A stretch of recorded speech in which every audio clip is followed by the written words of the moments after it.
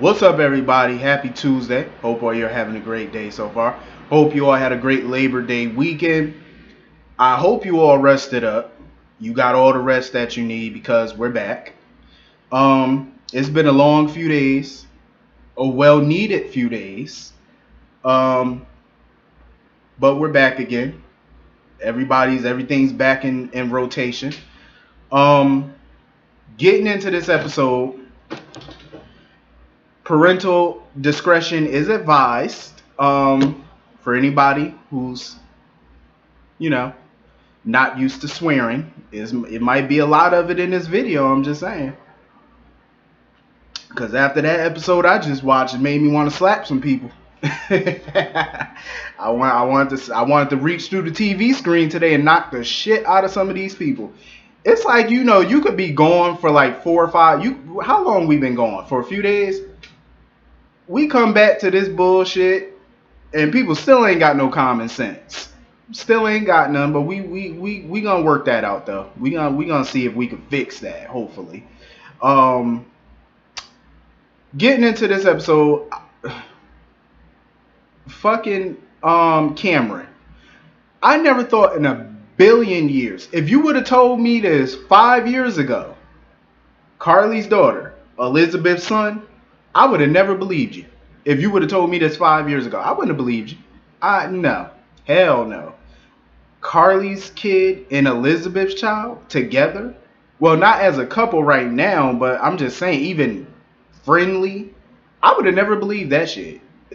Just because of the rivalry between Carly and Elizabeth in itself, like, you would never thought that their children would get along. You know what I'm saying? Cameron, the only reason he was talking so much shit about Oscar, basically, he just kept running Oscar down this entire episode. Because today was Oscar and Jocelyn's anniversary, so she was setting up in the park and stuff, trying to make the park bench look all nice and decorated, so they can have a little romantic picnic or something together. But of course, Oscar didn't show up for reasons that we all know why. But Cameron was just running Oscar down to Jocelyn. Like, just throwing so much shade at Oscar the whole episode. And I figured the reason he was doing that was because he liked Jocelyn. Of course he do. So he just planted a kiss on her. I was like, damn. He's a bold one, I say that. Cameron is definitely bold. There ain't no shame in his game. He went for what he wanted, and he wants Jocelyn. So, Cam didn't give a damn. Cam was like, fuck it, I'm going to go for mine. You know what I mean? Like, he was like, Oscar's not here, I'm going to go for mine, I don't know how I would feel about the two of them being together. Cameron and Jocelyn. I really don't know how I would feel about it. I mean, they do look like they got some chemistry, of course. I don't know, though. What do y'all think about the two of them as a potential couple?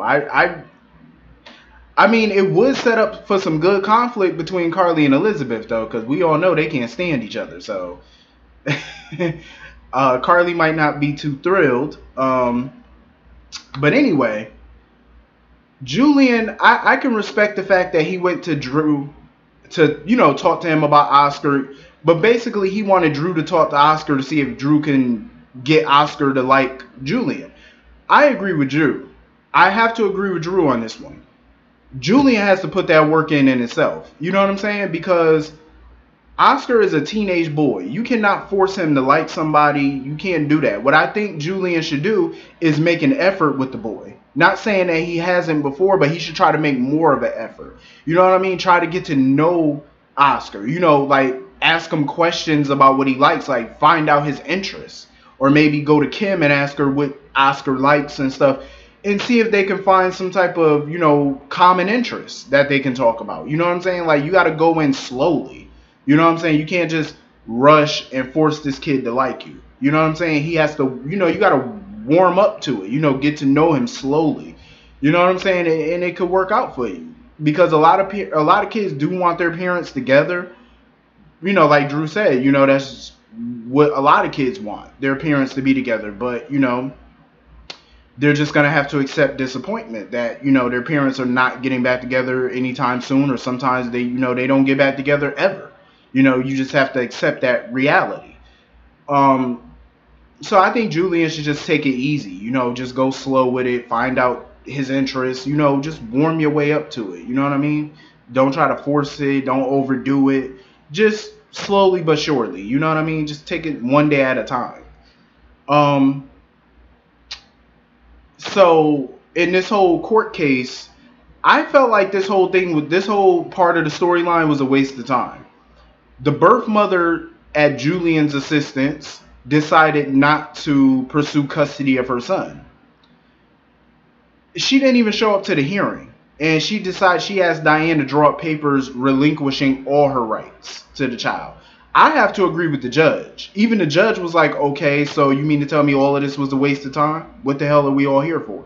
I said exactly. I felt like that whole, like, why did the writers write that? You know what I'm saying? Because it didn't really add to the storyline, in my opinion, to the overall story. What did it add? You know what I mean? Like, what was the point? If she was never going to show up, there was never going to be a hearing, and Brad and Lucas were just going to get the baby anyway. What was the point of all of this? Then I thought about it. There still wasn't no point to this, but I think Alexis is starting to figure some shit out, judging by the questions that she was asking Diane and stuff. Because she wanted to know why all of a sudden the birth mother changed her mind after going through all of this. Filing court papers, hiring, Diane Diane was already her attorney, but just going through this whole process just to back out at the very last minute, what was the point of all of this? You know what I'm saying? So Alexis I think she's starting to put it together. Because when they went to the Metro court to celebrate, and Julian was there and she saw him talking with Brad, she was asking him what were they talking about. But they talking about, he was asking Julian to stay. And she basically was asking Julian how come he didn't look surprised when he found out that the birth mother backed out. She's starting to put the pieces together. She's starting to put that shit together. Julian has something to do with this shit. It's all over her face. It's all over her face. I can see it. I was like, yo, I love the way they write Alexis. She's so intuitive and stuff like that. She thinks. She knows how to read people. You know what I'm saying? For the most part, she does. I like the way they're writing her. Cause I was like, it just, to her, it just didn't make sense. You know what I'm saying? Like, something in her gut was telling her that this shit wasn't right. Brad is still a piece of trash in my book. Julian is fucked up for even helping him. Even though Julian don't know the whole truth, Julian's still fucked up for helping him. But Brad is the ultimate piece of shit. I know some people want to sympathize with Brad and stuff like that because he really wanted that child, but the way he's going about it is totally fucked up. Like I said before, had he told the truth from the night of, even if he told the truth, we wouldn't have this drama right now. And that's what this show was all about, drama. I get it. But he just set himself up for failure because at some point, Michael and everybody else is going to figure this out. They're going to figure it out. And when they do, this man will lose everything. He will lose everything. Even if he don't go to prison, he will lose his job. He will lose his husband. He going to lose everything. And I wouldn't be surprised if Sonny wanted to shoot him. I wouldn't be shocked. Like, you are setting yourself up for a mighty big fall with this storyline. Like, major. With this lie that he's telling, you will fall hard. You know what I'm saying? Like, his downfall is going to be tremendous. I'm telling you. I hope so. If the writers write this correctly, Brad will have nothing left. Nothing. Nothing. You ain't got no friends in that town. No family.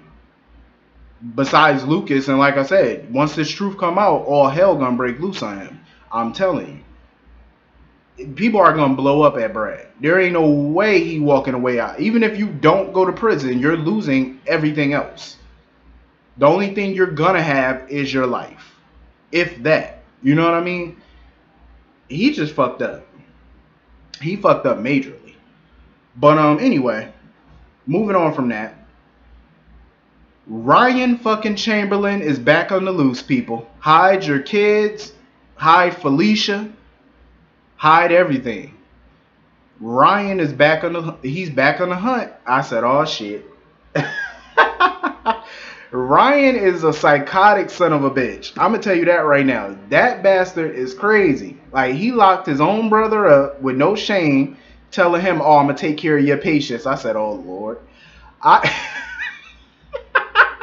Yo, could you imagine Ryan counseling Kevin's patients? I could imagine the advice he would give them. Like, oh my God. Hell no. Some of them patients could probably be suicidal, and Ryan to sit there and tell them to go jump off a ledge. Yo, Ryan is fucking nuts, yo. This man is crazy. Listen, the writers already got Felicia back involved in this storyline. You know who else we need? Mac. We need Mac Scorpio, because somebody got to protect Felicia.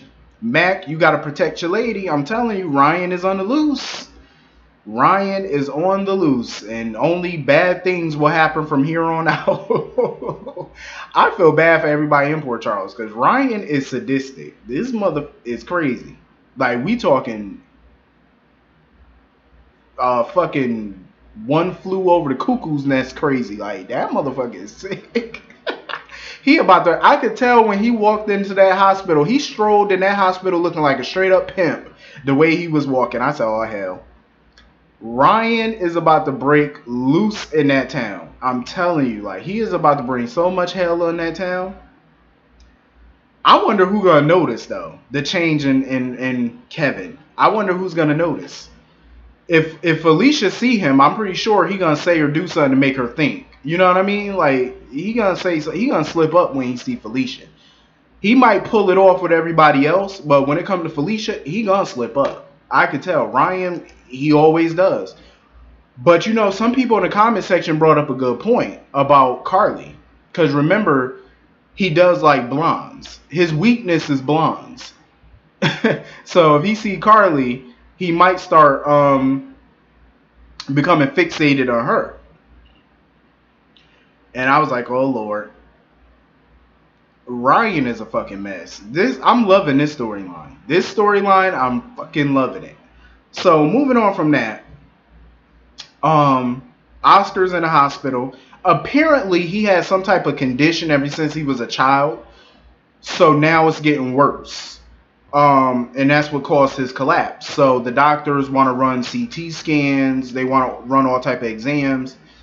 And I thought Kim, at first when Kim said she wanted to hold off on that, I thought she meant that she was going to hold off until she talked to Drew, his father. But she was like, no, I'm going to hold off until I talk to a specialist. Kim pissed me off this episode. She pissed me off.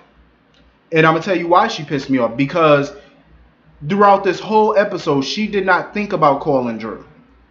And Elizabeth told her, call Drew.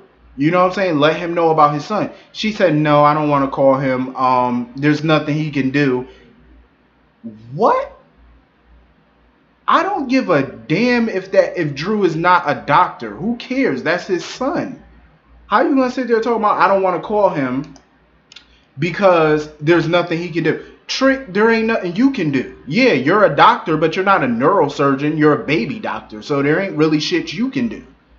How is it fair that you get to be by Oscar's side as a parent, but his other parent can't? I'm starting to really believe Oscar may not be Drew's son, because I don't even think they ever did a DNA test. He just took her word for it.